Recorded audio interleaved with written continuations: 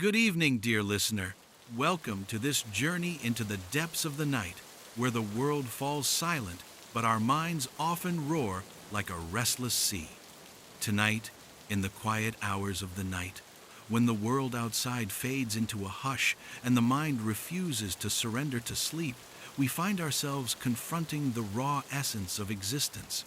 This is the realm of the absurd, a concept so profoundly explored by Albert Camus, the philosopher who turned life's inherent meaninglessness into a call for defiant living. Imagine lying there, the sheets twisted around you, the clock's glow mocking your efforts to drift off. The body yearns for rest, yet the universe, in its indifferent vastness, denies it. No explanations, no mercy, just the clash between human need and cosmic silence. Camus understood this tension deeply, and through his life and works, he showed us how to rebel, how to infuse even the darkest nights with purpose. Tonight, we embark on a journey through his world, drawing parallels to our own battles with insomnia, empowering you to reclaim those lost hours not as torment, but as opportunities for meaningful revolt. Albert Camus was born on November 7, 1913, in the small town of Mondovi, Algeria, then a French colony where the sun beat down relentlessly on the arid landscapes. His father, Lucien Camus, was a humble Alsatian Frenchman who worked as a laborer in the vineyards, tending to grapes under the scorching heat, his hands calloused from years of toil. Lucien had been conscripted into the French army during the First World War, fighting in the muddy trenches of the Marne in 1914. A German shell exploded nearby, embedding shrapnel in his head, and he was sent home to die slowly in a military hospital. Albert was less than a year old when his father passed, leaving behind a family steeped in poverty. The image of his father's wounded body, described to him later by relatives, haunted Camus, planting early seeds of awareness about life's fragility and the absurdity of war's random cruelties. Raised in the working-class district of Belcourt in Algiers, Camus grew up in a tiny apartment shared with his mother, Catherine Helene Sintez, his grandmother, and his older brother. Catherine, of Spanish descent, was partially deaf and suffered from a speech impediment following a childhood illness, possibly a stroke. She worked tirelessly as a cleaning woman, scrubbing floors in wealthier homes, her silent demeanor a stark contrast to the vibrant chaos of the Algerian streets outside. The apartment had no electricity, no running water. Meals were simple bread, olives, perhaps a bit of fish from the nearby Mediterranean Sea, whose salty breeze carried hints of freedom and adventure. Young Albert would play soccer in the dusty alleys, his lithe frame darting between makeshift goals, dreaming of escape. Football became his passion. He later said, "All that I know most surely about morality and obligations, I owe to football." As a goalkeeper for the Racing Universitaire d'Alger junior team, he learned resilience, facing shots with unflinching determination, a metaphor, perhaps, for his later philosophical stance against the absurd.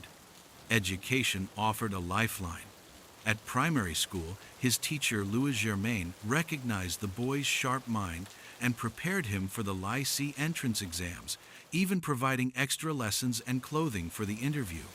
In 1924, at age 11, Camus won a scholarship to the Grand Lycée in Algiers, entering a world of classical learning amid students from more privileged backgrounds.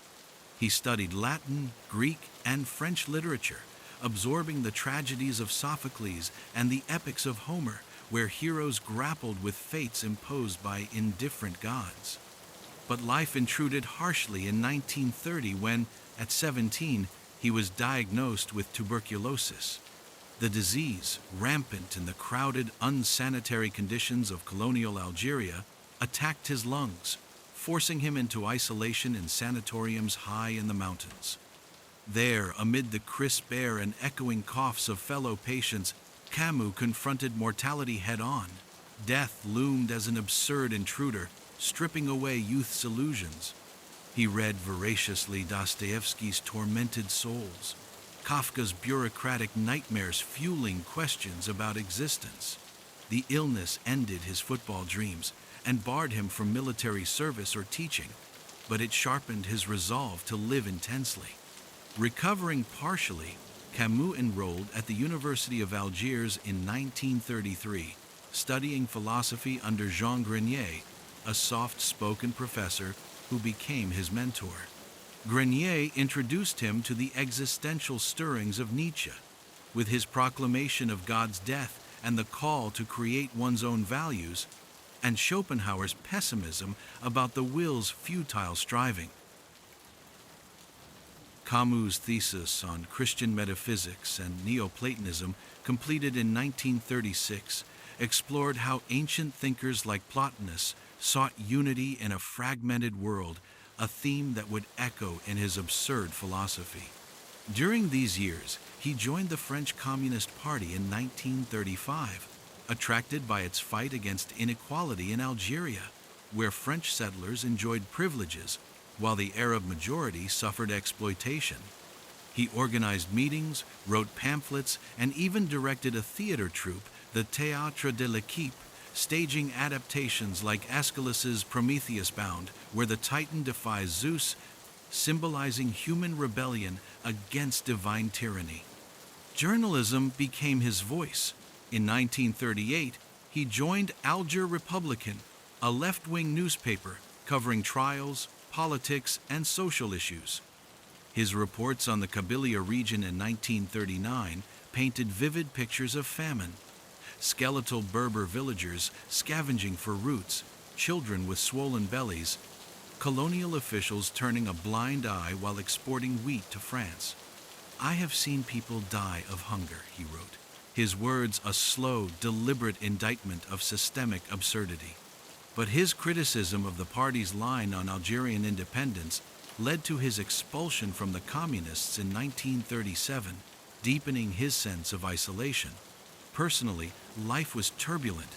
His first marriage to Simone He in 1934 dissolved amid her morphine addiction, a painful unraveling that mirrored the chaos around him.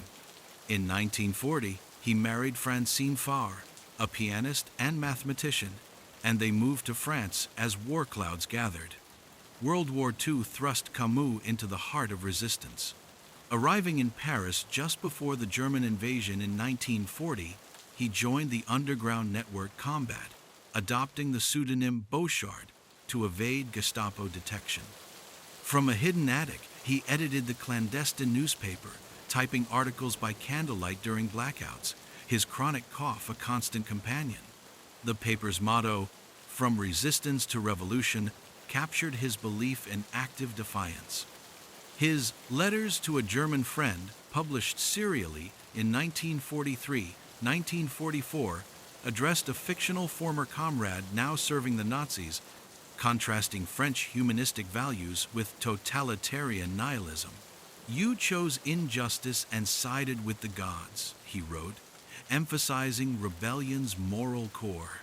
Amid this danger, Camus penned his seminal works. The Stranger in 1942 follows Meursault, an Algerian clerk indifferent to his mother's death and societal norms, culminating in a murder and trial that exposes life's absurd rituals. Meursault's final epiphany, embracing the universe's indifference as a brother, offers liberation. That same year, the myth of Sisyphus posed the ultimate question. In an absurd world without God or inherent meaning, why not suicide? Camus rejected it, advocating revolt. Recognize the absurdity, then live with passion. Sisyphus, eternally pushing his boulder, scorns his fate, finding joy in the struggle itself. This myth, drawn from Homer's Odyssey and Ovid's Metamorphoses, became Camus' emblem for human endurance. Post-liberation in 1944, Camus continued with Combat, now legal, advocating for a just society. The Plague in 1947, set in Oran during a fictional epidemic, drew from real plagues like the 1665 London outbreak, chronicled by Daniel Defoe, where bodies piled in streets, and the 1894 Hong Kong plague that spurred bacteriological advances by Alexandre Yersin. In Camus' tale, rats die en masse, quarantine descends, and characters like Dr. Bernard Roux labor endlessly against inevitable death, embodying rebellion through solidarity and action. The absurd is the plague's randomness. The response is purposeful resistance. Camus' philosophy evolved in The Rebel, 1951, tracing rebellion from ancient myths, the Titan Prometheus stealing fire in the 8th century BCE Greek tales, to modern uprisings. He critiqued the Marquis de Sade's 18th century nihilistic defiance in Justine, where cruelty reigns in an godless world, and the Romantic poets like Lord Byron, whose Cain, 1821, questions divine justice. But Camus warned of rebellion's perversion, as in the 1917 Bolshevik Revolution, where Lenin's ideals twisted into Stalin's gulags, documented in Solzhenitsyn's later works. True rebellion, he argued, affirms human limits and fraternity, rejecting murder. His rift with Jean-Paul Sartre in 1952, sparked by Camus' anti-Soviet stance, highlighted his independence.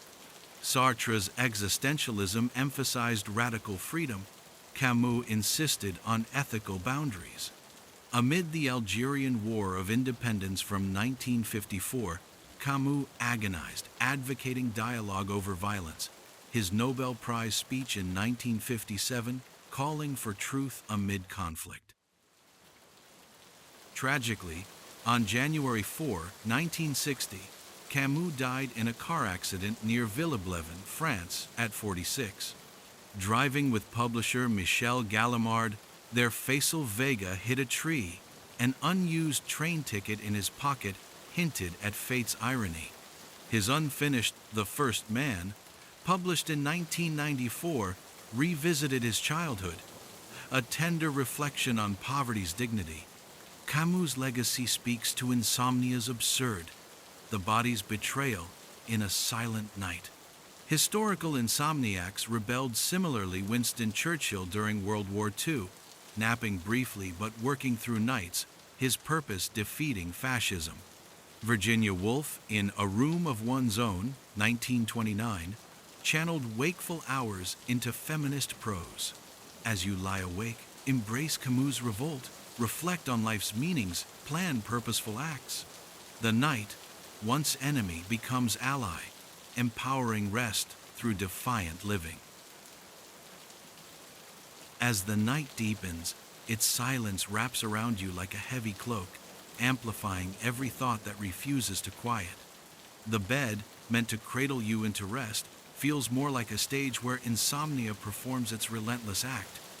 Your body aches for sleep, a primal need etched into our very biology, yet the universe, in its vast indifference, offers no relief, no explanation, just the absurd clash between what you crave and what eludes you. This is the absurd in its purest form, a concept Albert Camus wrestled with in the quiet hours of his own life, where the search for meaning met a world that answered with silence. Insomnia, in its stubborn refusal to let you rest, mirrors this existential struggle. But rather than surrender to despair, Camus invites us to see these wakeful nights as a call to rebellion, to confront the absurd head-on and infuse it with purpose.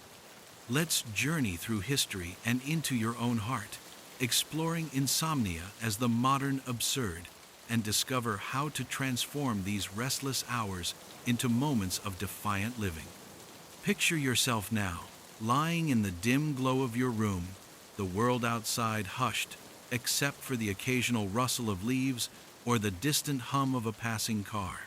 The clock's face glows faintly, each tick a reminder of time slipping away.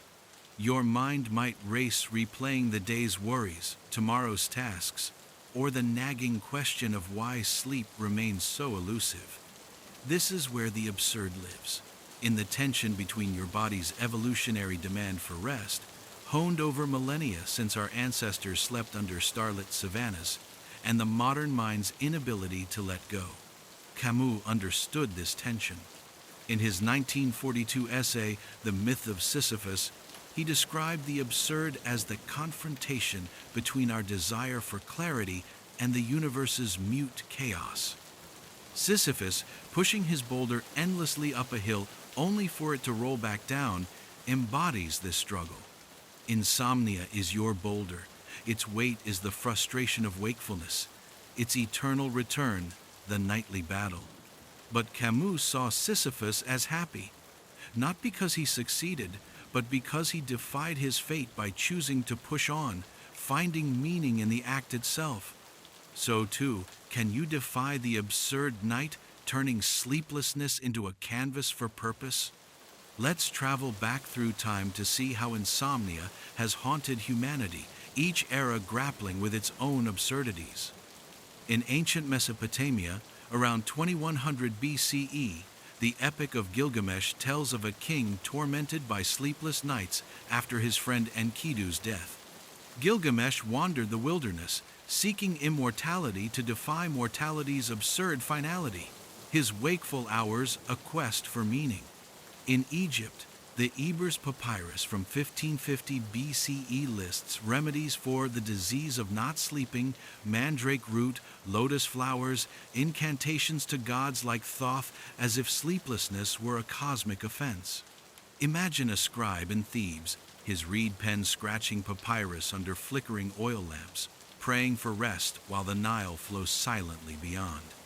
The Chinese, in the Huangdi Neijing around 200 BCE, saw insomnia as a disruption of qi, prescribing acupuncture along the heart meridian, their slow, deliberate needlework a rebellion against bodily disharmony. In ancient Greece, philosophers and physicians alike pondered sleeplessness. Hippocrates, in the 5th century BCE, treated patients on the island of Kos, diagnosing insomnia as an excess of black bile, recommending long walks by the Aegean shores, where waves lapped rhythmically against cliffs. Aristotle, in his treatise on sleep and sleeplessness from the 4th century BCE, theorized that sleep cooled the heart's heat, and insomnia arose from overstimulation, perhaps from late-night debates in Athens' Agora. Picture him pacing his Lyceum, starlight filtering through olive trees, wrestling with questions of existence as sleep eluded him. By Roman times, Galen, physician to Marcus Aurelius in the 12th century CE, prescribed valerian root for the emperor, whose meditations reveal nights spent grappling with stoic resolve, turning wakefulness into philosophical reflection. "You have power over your mind," Aurelius wrote, a rebellion against the absurd unrest of his imperial burdens. The fall of Rome in 476 CE ushered in darker times where insomnia was often seen as a spiritual affliction. In medieval monasteries, monks like St. Augustine in the 5th century confessed to sleepless nights wrestling with sin, their prayers under candlelight a defiance of worldly chaos. The Rule of St. Benedict, written around 530 CE, structured monastic life with fixed sleep hours, yet many, like Hildegard von Bingen in the 12th century, reported visions during nocturnal vigils, her music and writings born from sleepless rebellion. During the Black Death of 1347 to 1351, which killed nearly half of Europe, survivors in Florence, as chronicled in Boccaccio's The Decameron, stayed awake telling tales to fend off despair, their stories a slow, deliberate weave of meaning amid plague-induced insomnia. The Renaissance brought new light, but no reprieve. Christopher Columbus, on his 1492 voyage across the Atlantic, logged sleepless nights in his journals, storms rocking his caravel as he dreamed of new worlds, his purpose a beacon through the dark. Michelangelo, laboring on the Sistine Chapel from 1508 to 1512, endured pain and sleeplessness, his letters describing how he painted through nights, his art a revolt against physical limits. The Reformation added spiritual unrest. Martin Luther, in 1517 Wittenberg, lay awake questioning Catholic dogma, his 95 Theses, a product of nocturnal clarity, each nail driven into the church door a defiant act. By the Enlightenment, reason sought to tame the night. Benjamin Franklin, in 18th century Philadelphia, experimented with electricity during insomniac hours. His 1752 kite experiment, born from wakeful curiosity, his Poor Richard's Almanac, urging early to bed as a rebellion against sloth. Mary Wollstonecraft, writing A Vindication of the Rights of Woman in 1792, battled postpartum insomnia, her words a feminist revolt against societal absurdity. The Industrial Revolution, with its factories glowing through the night since gaslighting spread in the 1800s, disrupted natural rhythms. In Manchester, 1845, Friedrich Engels documented workers' exhaustion, yet figures like Florence Nightingale during the Crimean War of 1854 turned sleepless nights into hospital reforms.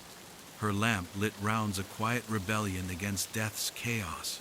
The 20th century, Camus' era, saw insomnia surge amid global upheaval.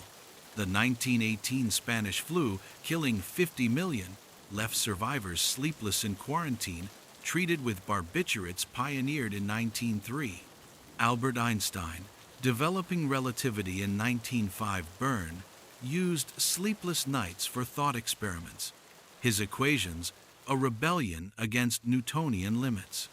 During World War I, soldiers in trenches suffered shell shock, insomnia, a constant companion, as psychiatrist William Rivers noted at Craiglockhart in 1917, treating poets like Siegfried Sassoon, whose verses defied war's absurdity. In World War II, Anne Frank, hidden in her Amsterdam annex from 1942 to 1944, wrote diaries during fearful nights, her words a testament to hope amid terror. Post-war, the Cold War's nuclear anxieties kept millions awake while sleep science advanced. In 1953, Nathaniel Kleitman and Eugene Aserinsky at the University of Chicago discovered REM sleep, revealing cycles disrupted by insomnia. Yet the absurd persisted, knowing sleep's mechanics didn't guarantee it. Camus, writing The Plague in 1947, likely drew from his own tubercular sleeplessness, crafting Dr. Rouet's tireless fight as a metaphor for defiance. The digital age, from ARPANET's 1969 inception to smartphones by 2007, worsened the epidemic, blue light suppressing melatonin, as studies by Charles Chisler in 2013 confirmed. Yet, rebels like Malala Yousafzai, recovering from a 2012 attack, used sleepless nights to advocate for education, her purpose a beacon. Now, return to your own night. Feel the texture of your pillow, the coolness of the air. The absurd is here, the disconnect between your need for sleep and its refusal. But rebellion begins with a choice. To see this not as defeat, but as opportunity. Rise, perhaps, and light a candle, as Camus did in wartime Paris. Write a single thought. What gives you purpose? A loved one, a goal, a small act of creation, or simply breathe, letting each exhale carry away the pressure to sleep. This slow ritual, this deliberate act, mirrors historical defiance, Leonardo da Vinci's midnight sketches, Gandhi's meditative vigils during the 1930 Salt March. Insomnia is your absurd. Purpose is your revolt. By embracing the night, you pave the way for rest, not by force, but by meaning. Here, in the heart of the night, where shadows stretch long and the world seems to hold its breath, insomnia casts its spell, turning your bed into a battlefield of restless thoughts. The absurd is palpable. The silent universe offers no reason for your wakefulness, yet your body pleads for rest. Albert Camus, whose life was a testament to defying such absurdities, would urge you not to curse the darkness, but to light a fire within it. Rebellion, for Camus, is not a fleeting act of defiance, but a deliberate daily choice to live with purpose despite the void. In this chapter, we'll weave his philosophy into practical steps, transforming your sleepless nights into a stage for rebellion. Through history's rebels and slow, intentional actions, we'll learn to reclaim the night, not by forcing sleep, but by infusing wakefulness with meaning that empowers rest. Feel the weight of this moment, the quiet hum of your room, the faint glow of a clock, or moonlight tracing patterns on the wall. Your mind might churn with worries, each thought a pebble rippling across a still pond. Camus saw rebellion as the answer to the absurd, the act of saying no to despair and yes to life. In the myth of Sisyphus, he imagined Sisyphus scorning the gods who condemned him, finding joy in his eternal task. Insomnia is your Sisyphus moment. The boulder is the frustration of sleeplessness, the hill, the endless night. Rebellion begins with acceptance. I'm awake, and that is absurd, but I choose to act. Instead of battling the night, you can rise, light a lamp, and turn these hours into a sanctuary of purpose, a quiet revolt against the chaos of unrest. History is rich with rebels who turned sleepless nights into acts of defiance. In ancient Rome, Epictetus, a slave turned Stoic philosopher in the Unnist century CE, endured sleeplessness under harsh masters, yet used those hours to craft his Enchiridion. He taught that we control only our thoughts and actions, not external fates, a rebellion against life's absurd cruelties. Picture him in a dim hut, the flicker of an oil lamp casting shadows as he whispers to himself, "Make the best use of what is in your power." His words, scratched onto parchment, became a guide for enduring hardship with purpose. Centuries later, in the Renaissance, Giordano Bruno, a Dominican friar, faced insomnia in 16th century Italy while challenging the Church's geocentric dogma. Imprisoned in 1593, he spent sleepless nights contemplating infinite universes. His ideas, a rebellion against intellectual tyranny, later burned at the stake in 1600, but undaunted in spirit. The 18th century brought political rebellion. Thomas Jefferson, drafting the Declaration of Independence in 1776 Philadelphia, likely lay awake under candlelight, wrestling with words that would birth a nation. The American Revolution was a revolt against the absurdity of colonial oppression, each sleepless debate a step toward freedom. Across the Atlantic, the Haitian Revolution of 1791 saw Toussaint Louverture, a former slave, strategizing at night in Haiti's jungles, his purpose liberating his people from French chains. His sleepless plans, whispered under starlight, toppled an empire by 1804. These rebels turned wakeful hours into acts of creation, their purpose a beacon through the absurd. In the 19th century, Harriet Tubman, escaping slavery in 1849 Maryland, navigated the Underground Railroad under cover of darkness. Her insomnia, born of trauma and vigilance, fueled her missions to guide others to freedom. Picture her in a forest clearing, the North Star her guide, whispering encouragement to runaways, her purpose defying the absurd injustice of slavery.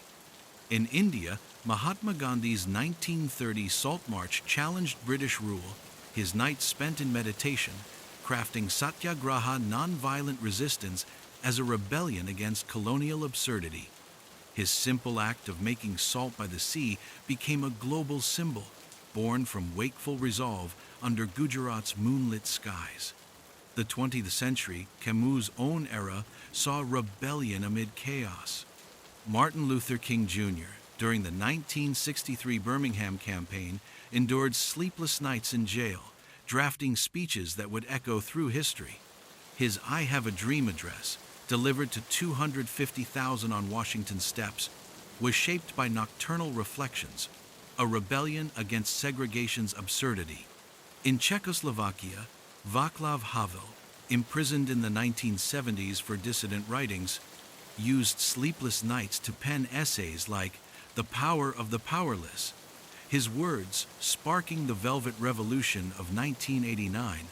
Even in science, Marie Curie, isolating radium in her Paris lab in 1898, worked through insomniac nights, her purpose defying the absurd barriers of a male-dominated field, her glow in the dark vials a testament to relentless drive.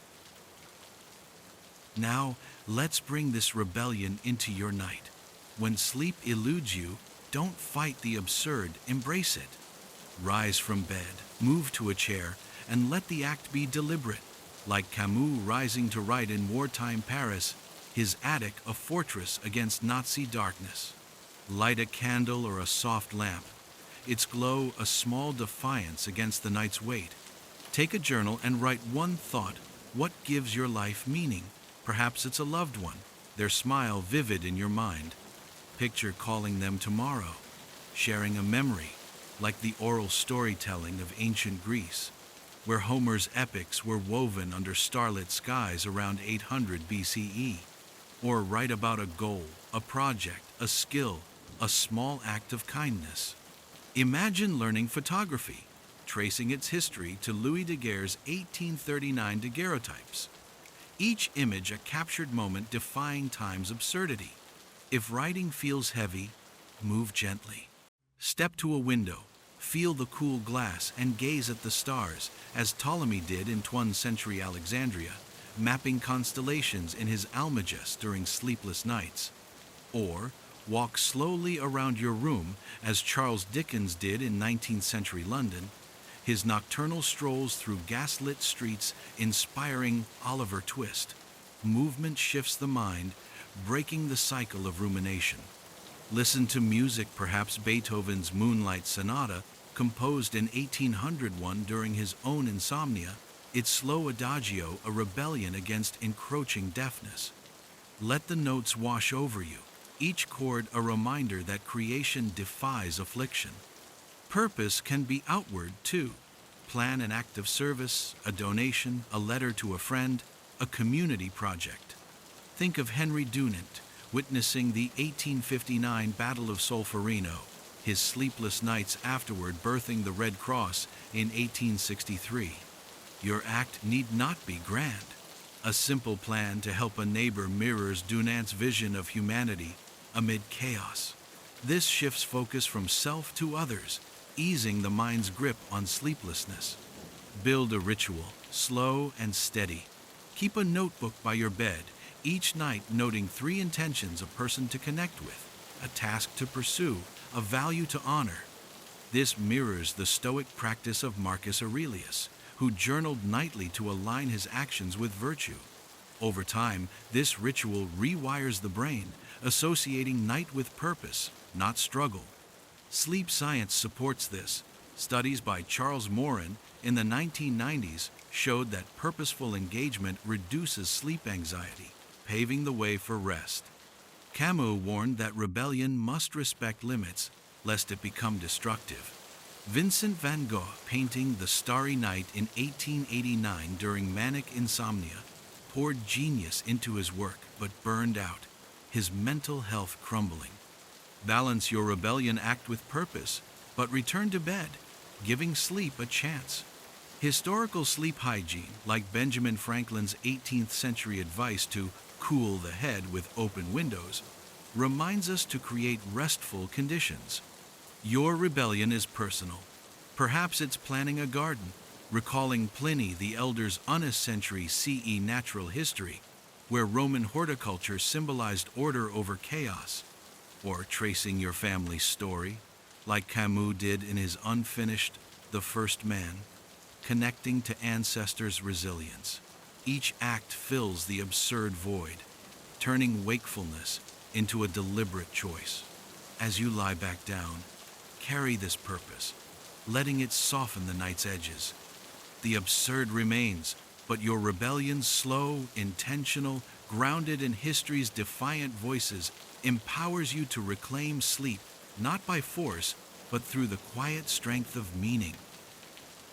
The night stretches before you, a vast canvas of quiet where the absurd whispers its challenge. Your body begs for sleep, yet your mind, a restless wanderer, refuses to comply. In this tension, Albert Camus' philosophy of rebellion finds its practical ally in cognitive behavioral therapy for insomnia, or CBTI, a method that arms you with tools to defy the tyranny of sleepless thoughts.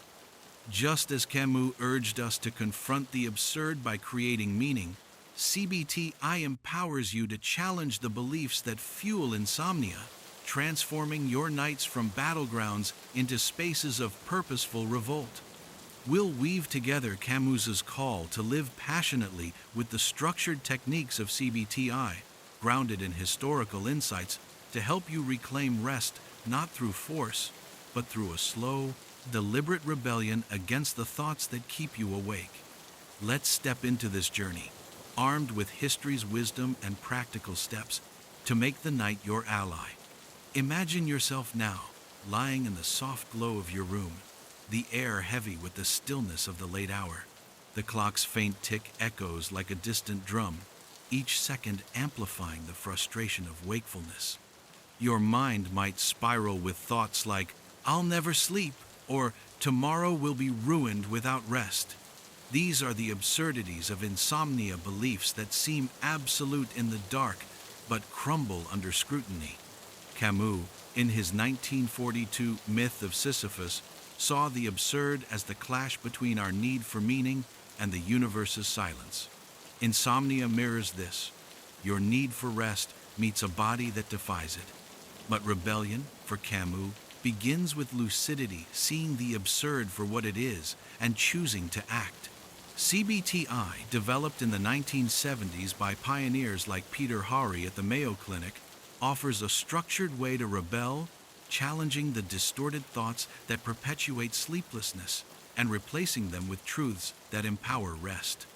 The roots of CBTI stretch back to the early 20th century, when behaviorism and cognitive science began reshaping psychology.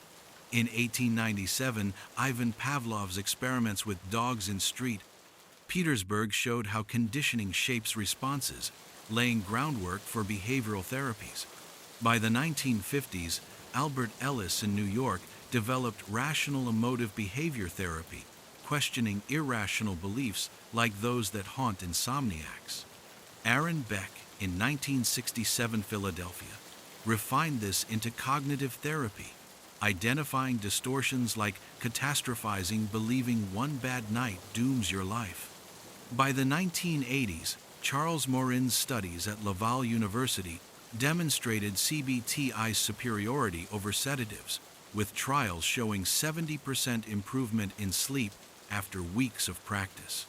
This is your rebellion, not passive acceptance, but active restructuring of the mind's narrative, much like Camus's Sisyphus, choosing joy in his endless task. Let's start with cognitive restructuring, the heart of CBTI. Identify a thought that grips you in the night. If I don't sleep 8 hours, I'll fail tomorrow. This echoes Victorian moralism, where books like The English Housewife in 1840 deemed poor sleep a personal failing, urging rigid schedules. Challenge this belief slowly. Ask, what's the evidence? Recall a day you thrived despite little sleep, perhaps a wedding, a deadline met with adrenaline. History offers examples. Abraham Lincoln, during the Civil War of 1865, battled insomnia in the White House, yet delivered the 1,863 Gettysburg Address, his purpose uniting a nation despite exhaustion. Replace the thought with, "I can function on less sleep. Tiredness is temporary." Write this in a journal, the act deliberate, like monks in 12th century scriptoriums copying texts by candlelight to preserve knowledge. Another common distortion is overgeneralization. I always have terrible nights. This traps you in a cycle of despair, much like medieval peasants during the 1348 Black Death, who saw sleeplessness as divine punishment. Counter this by tracking your sleep. Keep a diary, noting nights that vary, some better, some worse, as Benjamin Rush, an 18th century Philadelphia physician, did in his medical logs, observing patterns in patients. A 2010 study in Sleep Journal found that tracking reduces perceived severity of insomnia, empowering change. Look at your log and say, "Some nights are better, I'm not doomed." This is rebellion reframing the absurd narrative of failure. Behavioral techniques amplify this revolt. Stimulus control, pioneered by Richard Boutsen in 1972 at Northwestern University, reassociates your bed with sleep. Rules are simple. Use the bed only for sleep and intimacy.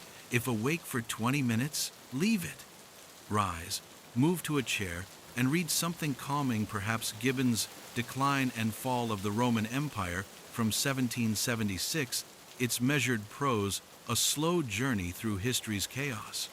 Return to bed only when sleepy.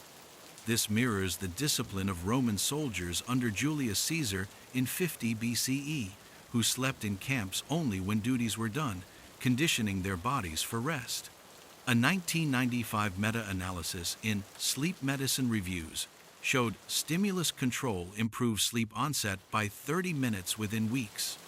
Sleep restriction, developed by Arthur Spielman in 1987, is another powerful tool. Calculate your average sleep time, say 5 hours, then limit bedtime to that, perhaps 11 p.m. to 4 a.m. This intensifies sleep drive, much like pre-industrial Europeans, as historian Roger E. Kirch noted in 2001, who slept in 2 segments, waking midnight for reflection. Imagine a 17th century farmer in England rising to tend a fire, their purpose grounding them. Gradually extend bedtime as sleep efficiency improves, studies showing up to 90% efficiency after a month. This is your boulder, pushed with purpose, defying the absurd by structuring the night. Relaxation techniques counter the hyperarousal that fuels insomnia. Progressive muscle relaxation, from Edmund Jacobson's 1929 work in Chicago, involves tensing and releasing muscles. Start with your toes, move to your calves, then thighs, feeling each release like a wave. Pair this with Camus's acceptance. As you relax your arms, think of Sisyphus embracing his task, his muscles straining yet resolute. Jacobson's patients, like factory workers in the 1930s, found calm amid industrial stress. A 2006 study in Journal of Clinical Sleep Medicine found this reduces sleep latency by 15 minutes. Alternatively, autogenic training, developed by Johannes Schultz in 1932 Berlin, suggests warmth and heaviness in limbs. Picture a Renaissance artist like Titian in 1550 Venice, calming his mind to paint Venus and Adonis despite sleepless nights. Mindfulness, rooted in John Kabat-Zinn's 1979 program at the University of Massachusetts, aligns with Camus' lucidity. Observe thoughts without judgment. I'm thinking I won't sleep, and that's okay. Scan your body, noting tension in your jaw, your chest, letting it dissolve with each breath. This echoes Zen practices, brought to the West by D.T. Suzuki in the 1930s, which Camus admired for their clarity. A 2015 meta-analysis in JAMA Internal Medicine found mindfulness improves sleep quality in 60% of insomniacs. Integrate purpose into these techniques, tying them to Camus' rebellion. When challenging a belief, connect it to meaning. Better sleep fuels my goals, but purpose sustains me. If awake, use the time for guided imagery. Visualize achieving a dream. Like Marie Curie in 1898 Paris, her insomnia fueling radium's discovery, her lab glowing with purpose. Picture her, exhausted yet driven, measuring samples under gaslight, defying a male-dominated world. A 1999 study in Sleep showed imagery reduces nighttime anxiety, easing sleep onset. Apply this nightly. Before bed, spend 5 minutes listing a negative sleep thought, evidence against it, and a new belief. Then relax, tensing and releasing muscles, imagining Camus in his attic writing The Plague in 1947, his purpose defying war's absurdity. If you wake, leave the bed. Read a history of rebellion, perhaps Spartacus's 73 BCE revolt against Rome, 70 gladiators sparking a movement. This slow ritual, grounded in CBTI and Camus' Defiance, reshapes your nights. Over weeks, studies show 80% of CBTI users sleep better, their minds freed from the absurd's grip. History reinforces this.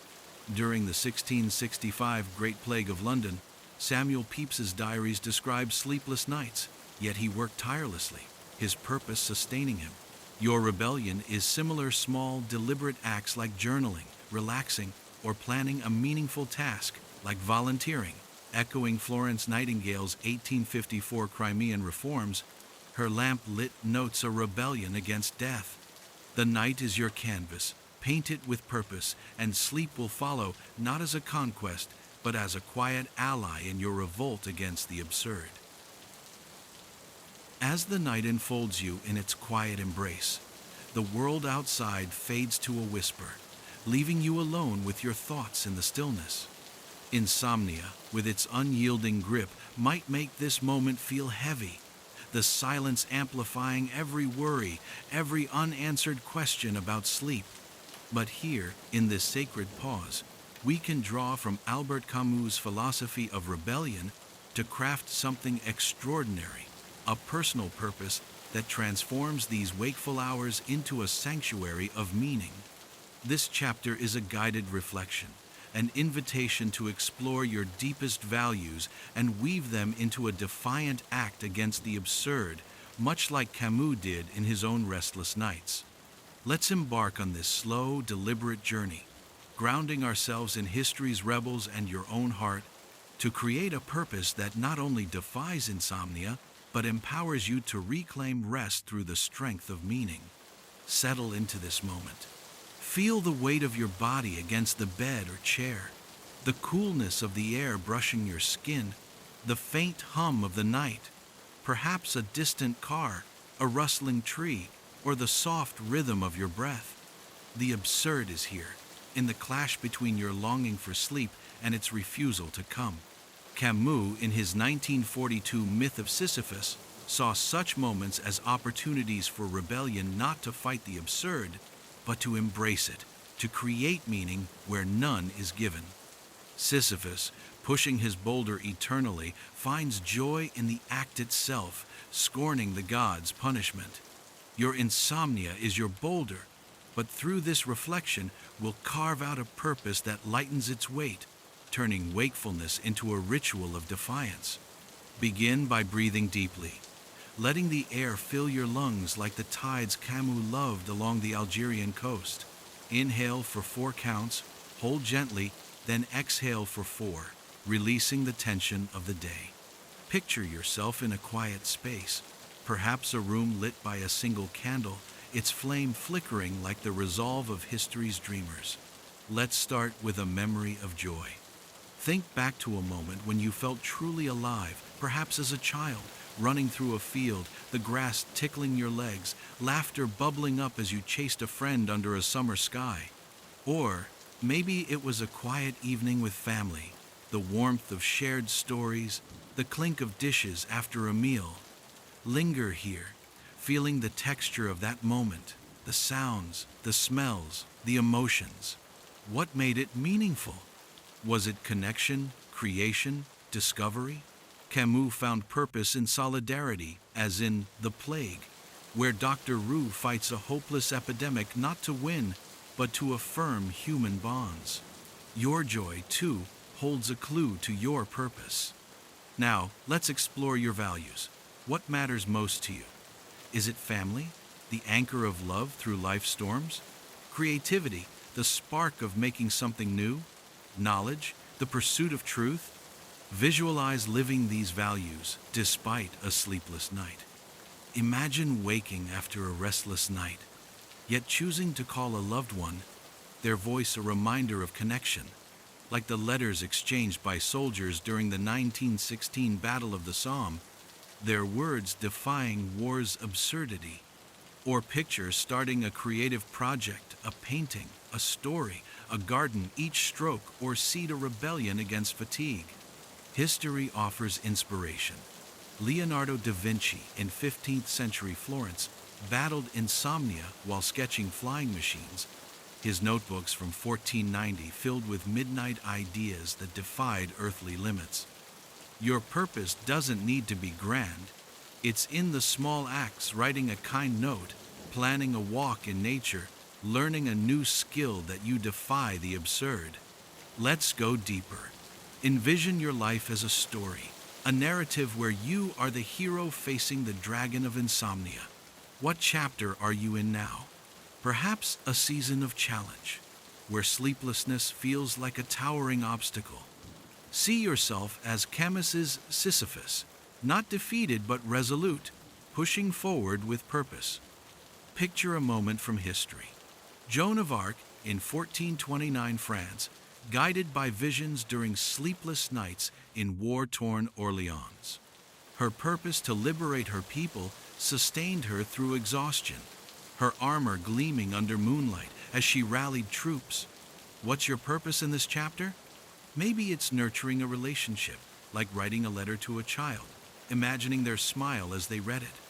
Or pursuing a passion-forgotten drawing, music, volunteering, recalling how it felt to lose yourself in it. Picture yourself tomorrow, taking one step toward this purpose, like Gandhi in 1930, planning his salt march under India's starry skies.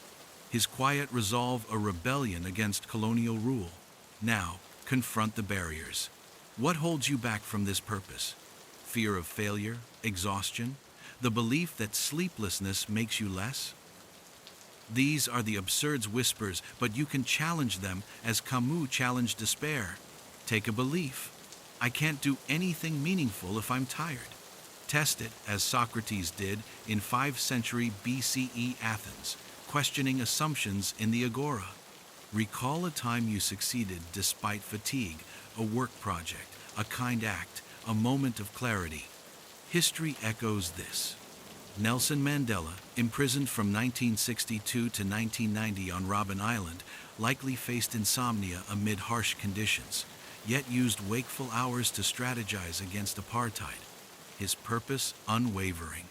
Replace the belief with, purpose gives me strength, sleep or not. Feel this shift like a weightlifting, the night becoming less a prison and more a space for creation.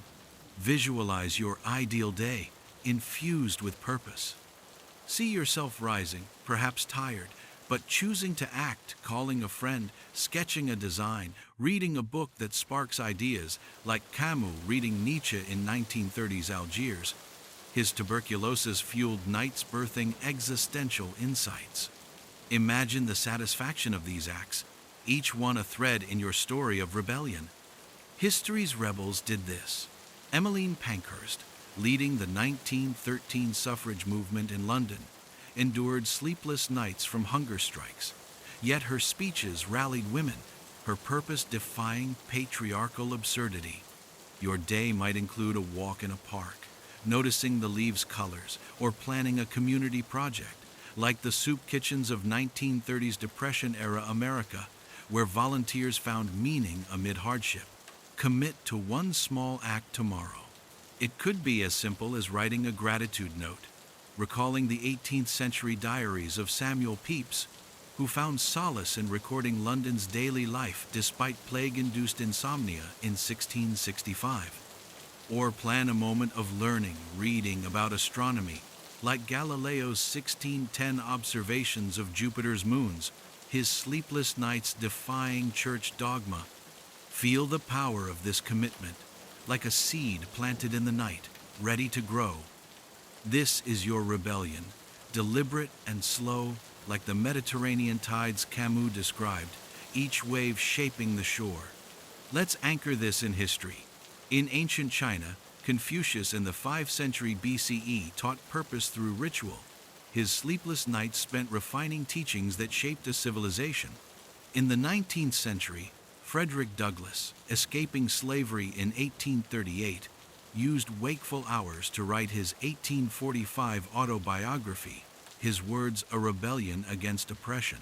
Their purpose is teaching, liberating turned sleeplessness into legacy. Your purpose, too, can be a legacy. However small, a kind word, a creative spark, a step toward a dream. As we close this reflection, breathe deeply again, feeling the air ground you. Picture yourself carrying this purpose into tomorrow like a torch lit in the night. The absurd remains. Insomnia's challenge persists, but you are stronger, armed with meaning. Camus' Sisyphus smiles at his boulder. You too can smile at the night, knowing each wakeful moment is a chance to affirm your existence. Lie back, let your purpose settle in your heart, and trust that sleep, when it comes, will find a mind at peace with its rebellion. The night wraps you in its quiet embrace, a canvas of shadows where insomnia weaves its intricate dance. In these wakeful hours, the absurd reveals itself, the silent clash between your longing for sleep and the mind's refusal to rest. Albert Camus, who faced his own nights of struggle, taught us that rebellion against the absurd is not just defiance, but the creation of meaning where none seems to exist.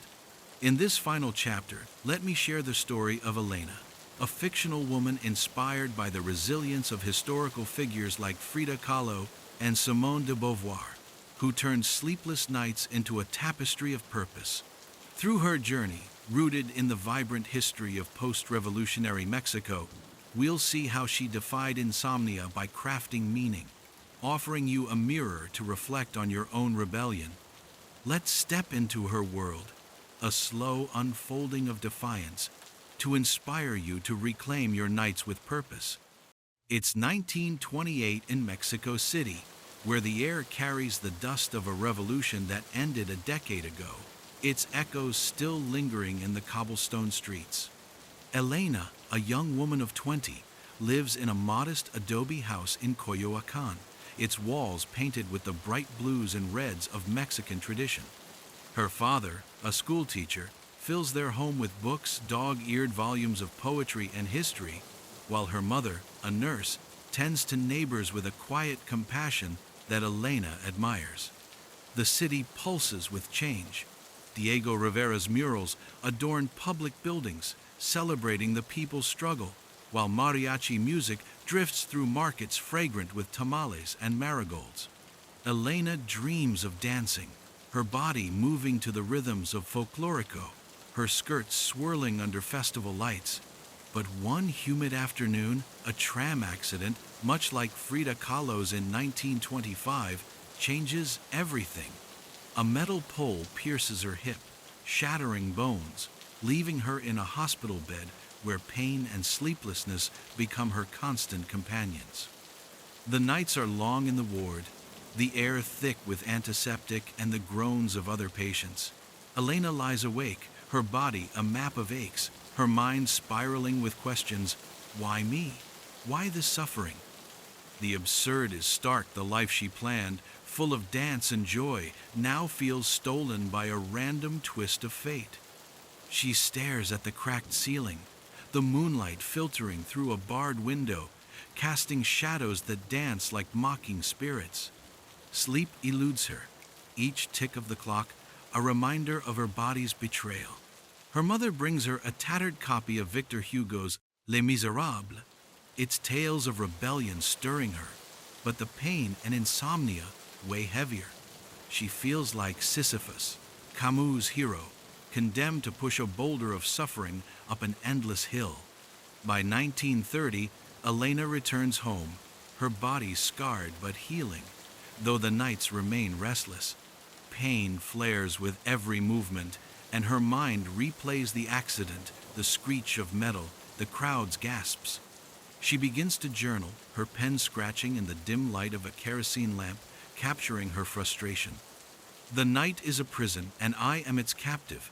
But in 1955, a friend, a librarian with a passion for existentialism, gives her a translated copy of Camus's The Myth of Sisyphus, published just after his 1957 Nobel Prize win, sparked global interest.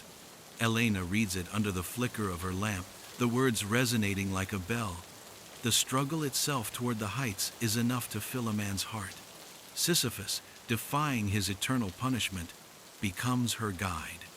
She realizes her insomnia, like her pain, is absurd, no reason, no cure, but she can rebel by choosing to create meaning within it. Elena's rebellion begins slowly, deliberately. She starts painting, inspired by Rivera's murals and Kahlo's raw self-portraits. At night, when sleep refuses to come, she sets up a small easel by her bedside, the scent of turpentine mingling with the jasmine outside her window. Her first painting is of her accident, a chaotic swirl of red and black, the tram's twisted frame, but also of the market she loved, vibrant with mangoes and marigolds, a testament to life's persistence. Each brushstroke is a defiance, a refusal to let pain or sleeplessness define her. She recalls Simone de Beauvoir, whose 1949 The Second Sex she read in translation, its call for women to shape their own destinies, echoing Camus' rebellion. Elena writes in her journal, "My pain doesn't own me. I paint my life." She adopts techniques that mirror early cognitive behavioral approaches, though she doesn't know the term. Inspired by psychology texts in her father's library, she challenges her belief, "Sleeplessness makes me useless." She lists evidence days she taught her younger cousins to read despite exhaustion, moments she laughed with her mother over coffee. She replaces the thought with, "I create even in the dark." This restructuring, akin to Aaron Beck's 1960s cognitive therapy, eases her mind's grip. She restricts her bed to sleep, a practice like Richard Bootson's 1972 stimulus control, sitting in a rocking chair to paint or read when awake too long. The chair creaks softly, a rhythm that calms her, like the lullabies her mother sang. Elena's purpose deepens as she turns outward. In 1960, she begins teaching art to children in her neighborhood, their small hands dipping brushes into bright paints, their laughter filling her afternoons. She tells them stories of the Mexican Revolution, of Emiliano Zapata's 1910 fight for land and freedom, his purpose a rebellion against oppression. The children's joy becomes her own, each lesson a thread in her tapestry of meaning.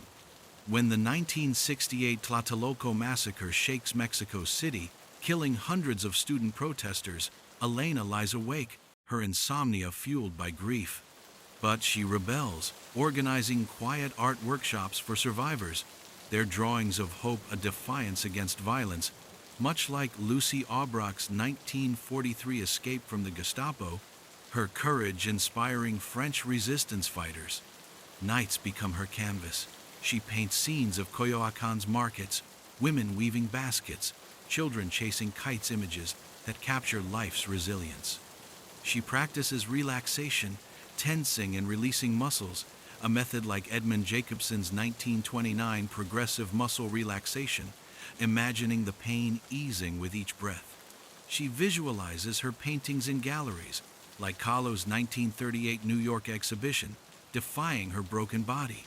Over months, her sleep improves not perfectly, but enough. A 1993 study by Charles Morin would later confirm that such behavioral changes improve sleep in 70% of insomniacs. But Elena feels the shift intuitively.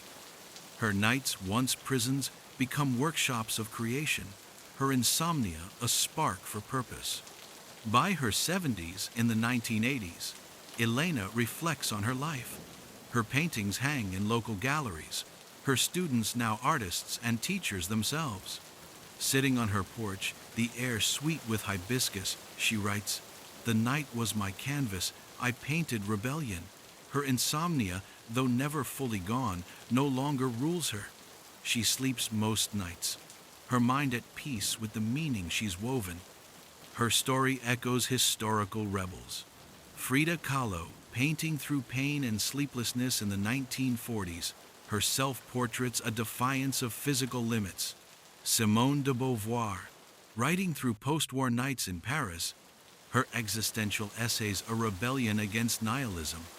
Now, return to your own night. Feel the texture of your sheets, the quiet of your room. Elena's story is yours, a call to find purpose in the absurd. When insomnia strikes, rise, perhaps, and light a candle, as she did. Paint, write, or plan a small act of meaning, a call to a friend, a sketch, a kind deed. Think of history's rebels, Harriet Tubman guiding slaves to freedom in 1849 under starlit skies, her insomnia a fuel for liberation, or Martin Luther King Jr. drafting his 1963 letter from Birmingham jail during sleepless nights, his purpose defying segregation. Your act need not change the world, it changes your night. Keep a journal, note one purpose, a memory to share, a goal to pursue. This slow rebellion, like Elena's, builds a bridge to rest, not by chasing sleep, but by embracing the night's potential. The absurd remains, insomnia's challenge persists, but like Elena, you can smile at your boulder, knowing each wakeful moment is a chance to create. Lie back, let this purpose settle in your heart, and trust that sleep, when it comes, will find a mind alight with defiance and meaning. The night has carried us through a journey, from the sunlit struggles of Albert Camus's Algeria to the quiet rebellion of Elena's paint-streaked nights in Mexico City. Here, in the stillness of your own room, the absurd lingers, the relentless tug of war between your need for sleep and the mind's refusal to rest. Insomnia, like Camus' indifferent universe, offers no answers, only the challenge to create your own. But this challenge is not a defeat. It's an invitation to rebel, to weave meaning into the fabric of your wakeful hours, to transform the night into a space of purpose and empowerment. In this final chapter, we'll draw together the threads of Camus' philosophy, the tools of cognitive behavioral therapy, and the lessons of history's rebels to guide you in embracing the night. Your rebellion begins now, a slow, deliberate act of defiance that reclaims rest not by force, but through the quiet strength of meaning. Feel the texture of this moment, the weight of your body against the bed, the soft hum of silence, perhaps broken by the rustle of leaves or the distant murmur of the world beyond. The clock glows faintly, its numbers a gentle reminder of time's passage, but tonight we won't let it taunt us. Camus taught us that rebellion begins with lucidity, seeing the absurd for what it is, a clash between our desires and the world's silence. Insomnia is your absurd, the boulder you push each night, as Sisyphus did in Camus's 1942 essay, The Myth of Sisyphus. But Sisyphus smiled, scorning his fate, finding joy in the struggle itself. You too can smile at the night, not because sleep comes easily, but because you choose to fill these hours with purpose, to defy the void with acts that affirm your existence. Let's reflect on what we've learned. Camus' life, marked by poverty, illness, and war, showed us that meaning is not found, but made. In the 1930s, as he lay awake in Algerian sanatoriums, his tuberculosis-ravaged lungs a constant reminder of mortality, he read Nietzsche and Dostoevsky, their words sparking a rebellion against despair. He wrote in The Stranger of Mirsalt's final embrace of the universe's indifference, a liberation through acceptance. Your nights, too, can be liberated not by forcing sleep, but by accepting wakefulness as a space for creation. History echoes this. In ancient Greece, Socrates, facing execution in 399 BCE, spent sleepless nights in his cell, as Plato's Apology describes, questioning life's purpose, his dialogues a rebellion against death's absurdity. In the 19th century, Emily Dickinson, secluded in her Amherst home, wrote poems like I'm Nobody, Who Are You? During insomniac hours, her verses a quiet defiance of societal norms. Now, let's ground this rebellion in practical steps. weaving in the cognitive behavioral techniques we explored. When insomnia strikes, start with acceptance, as Camus advocated. Say to yourself, I am awake, and that is okay. This mirrors the Stoic wisdom of Epictetus, who in honest century Rome taught that we control only our responses, not external events. If you've been awake for 20 minutes, rise from bed, as Richard Boutsen's 1972 stimulus control method suggests. Move to a chair, light a soft lamp, and engage in a calm activity, perhaps reading about the 1789 French Revolution, where rebels like Robespierre crafted declarations under candlelight, their purpose toppling an unjust monarchy. This act reassociates your bed with sleep, a small rebellion against the cycle of frustration.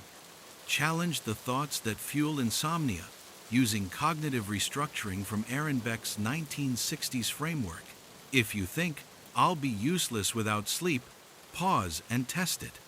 Recall a day you thrived despite tiredness, a presentation delivered, a friend comforted. History offers models. Winston Churchill, during World War II, managed on 4 hours of sleep. His 1940 "We shall fight on the beaches" speech, crafted during sleepless nights, his purpose defying Nazi aggression. Replace the thought with, I can act with purpose, tired or not. Write this in a journal, the act deliberate, like the 17th century diaries of John Evelyn, who recorded England's restoration amid plague-induced insomnia.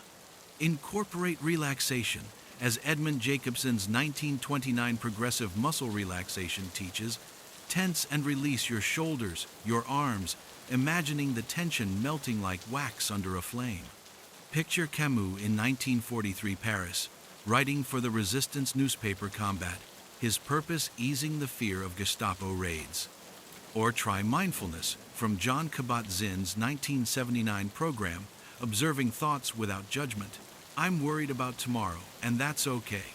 This echoes Zen practices, admired by Camus, as seen in D.T. Suzuki's 1930s lectures.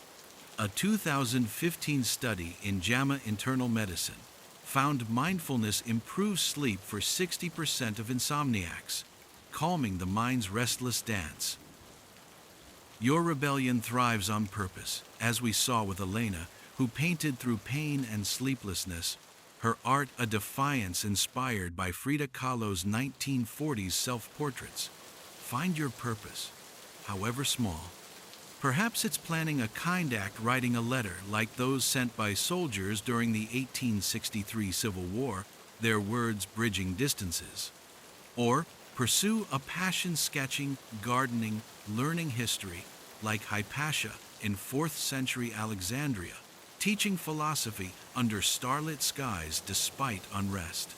Keep a notebook by your bed, noting 3 intentions nightly: a person to connect with, a task to pursue, a value to honor. This ritual, like Confucius's 5th century BCE teachings on daily reflection, builds a rhythm of meaning, easing the path to rest. History's rebels show us the way.